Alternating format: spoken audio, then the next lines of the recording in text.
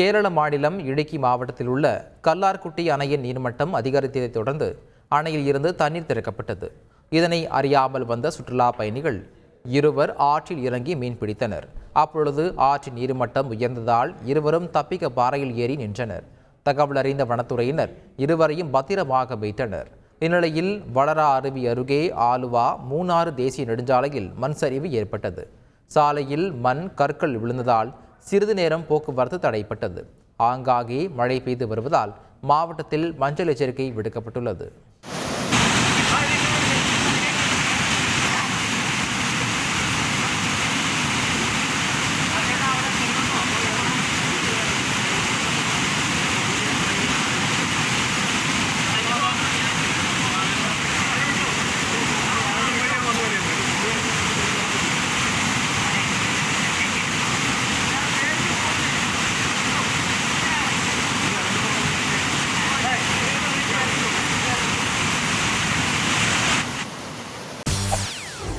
செய்திகளை உடனுக்குடன் தெரிந்து கொள்ள உடனே சப்ஸ்கிரைப் பண்ணுங்க.